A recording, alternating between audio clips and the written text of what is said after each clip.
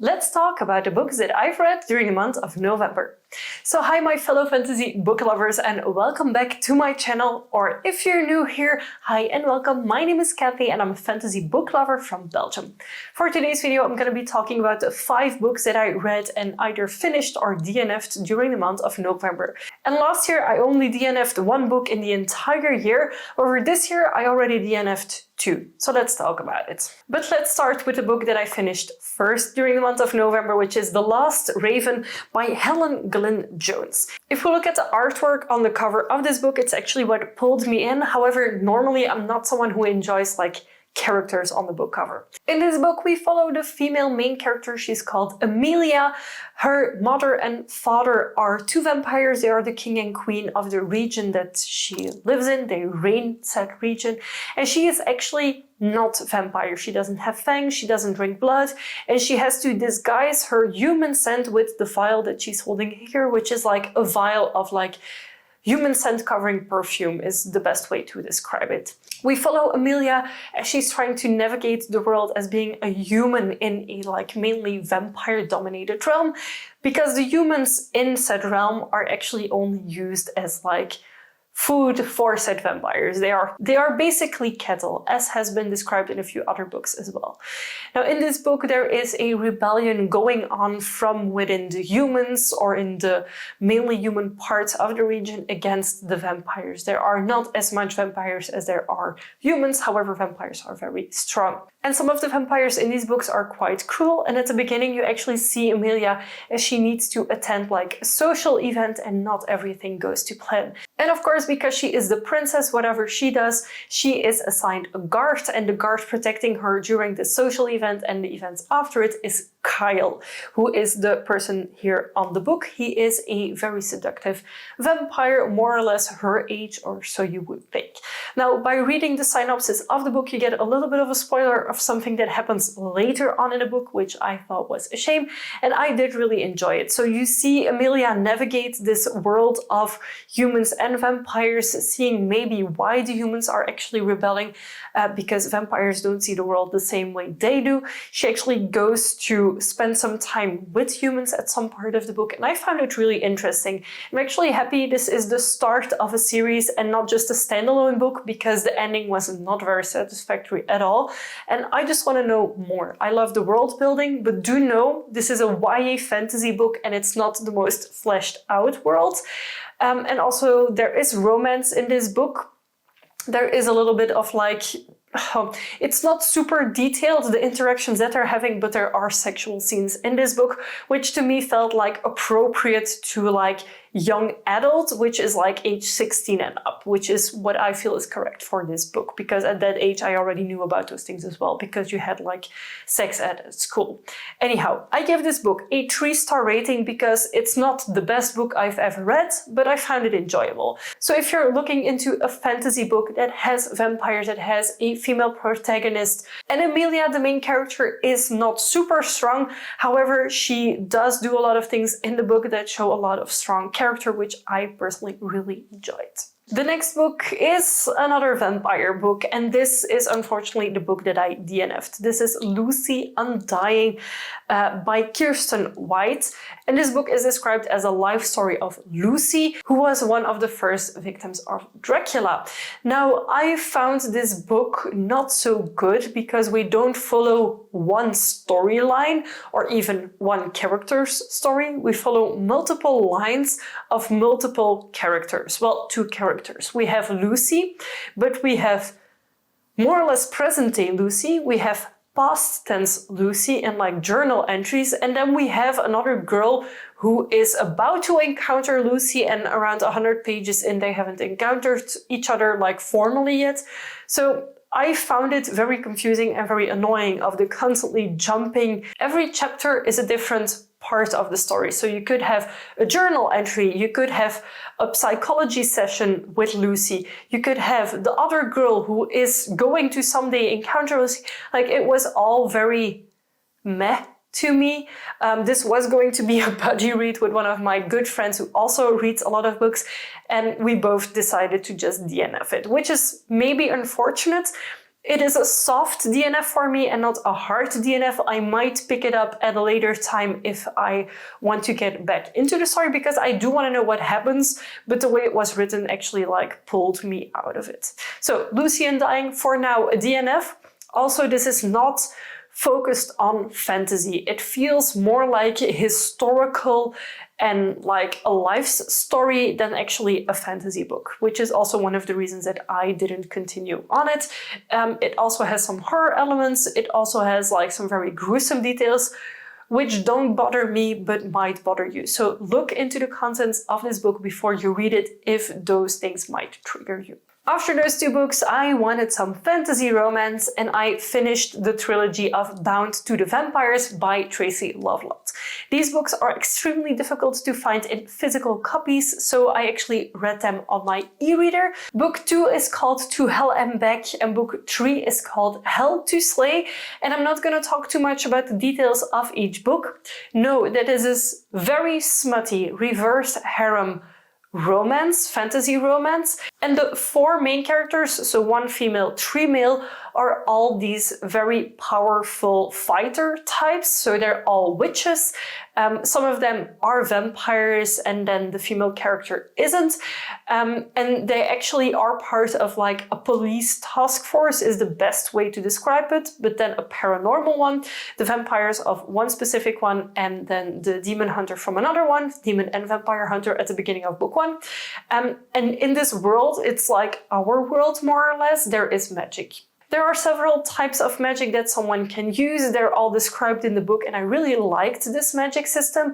And then you also have the realm is actually being invaded by the demonic realms. So there are portals in our world, like it's set in like the United States, of course, and you have portals, and around those portals they actually have built containment walls, and on those walls are the demon hunters, demon fighters, and also the vampire hunters at the beginning of the books.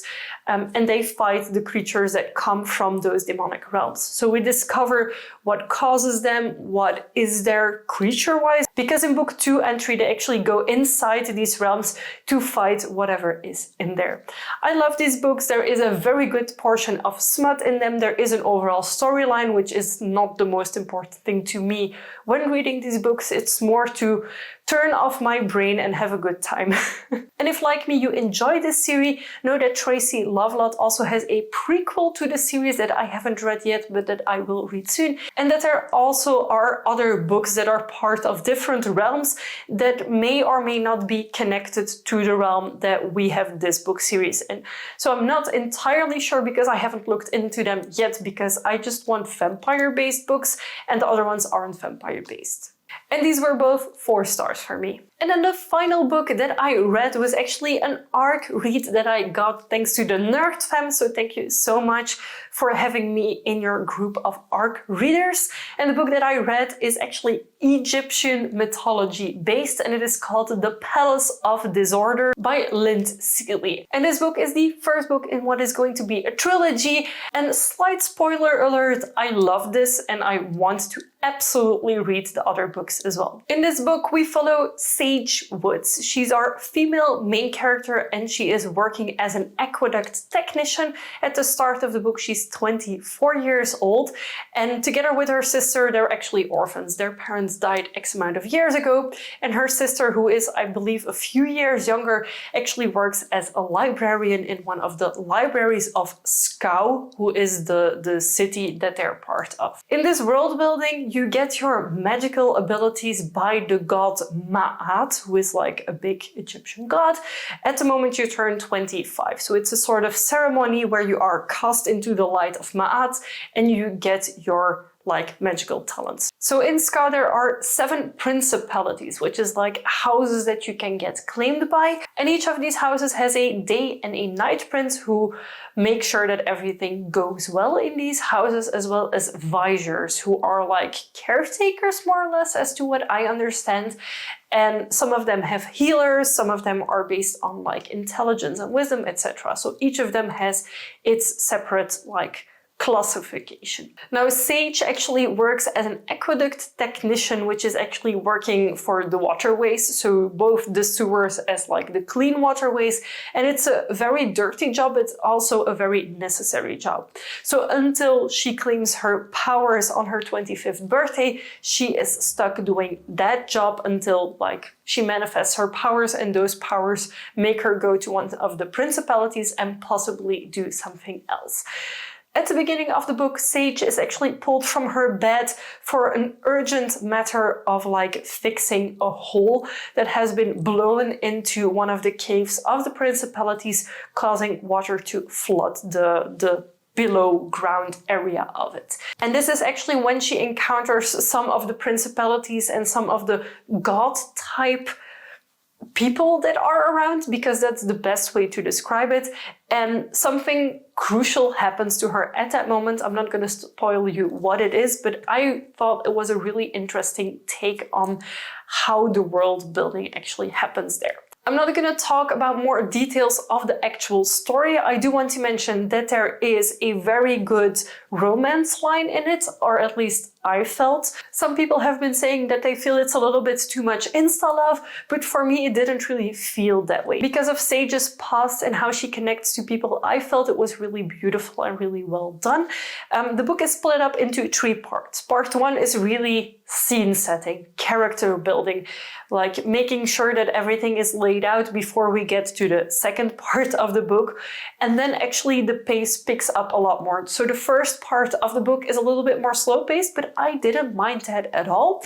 The second part is where a lot starts happening, and I felt at times like it jumped maybe a little bit too fast for my personal preference.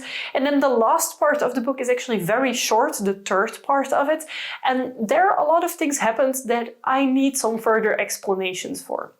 Now, the explanations of the principalities and the main characters in the book are actually at the total end of the book. And I personally would have preferred if they were at the front. Nonetheless, I really did enjoy this book, and I could highly recommend it to anyone who loves Egypt or Egyptian-inspired stories. Now, I do want to mention that it's not exactly Egypt, as in it's not Egypt, it's Skau, and there are different cities there. So it's not an actual, like, it's not in Cairo or something. I really enjoyed this book. I'm very much looking forward to books 2 and 3 in this, hopefully, trilogy. And again, I'm super grateful that I was able to be an ARC reader for this book. If you haven't heard about it yet, I hope it intrigues you enough that you want to read it as well. The magic system in this book was really impressive. I really enjoyed it. And the fact that you only get to, like, use your magic from age 25 onward makes that the characters in this book are a lot more mature and a lot more fleshed out than I feel in some other books, where at a very young age, characters in a book start using magic. So I personally really enjoyed it. For all of these reasons, I gave this book a 4 stars. I felt like the ending was a bit rushed, and I'm not sure if I needed everything to happen in this first book. Maybe it would have been better to push the third part of the book to book number 2 and maybe flesh it out a little bit more, but I know there is a book 2 and 3 coming, so I also know that we will get more explanations, which I am very much looking forward to. So these were all 5 books that I read during the month of November. I actually started The Mirror of Beast by Alexandra Bracken as well, but I haven't finished it at the start of December, so I will continue it on during the month of December. Feel free to let me know down below, have you read one of these books, or which books were your favorites during the month of November? I would love to know. If you want to get more reading recommendations, give this video a big thumbs up. Don't forget to subscribe to my channel, and of course have a look at my other videos. Thank you so much for watching, and happy reading. Bye!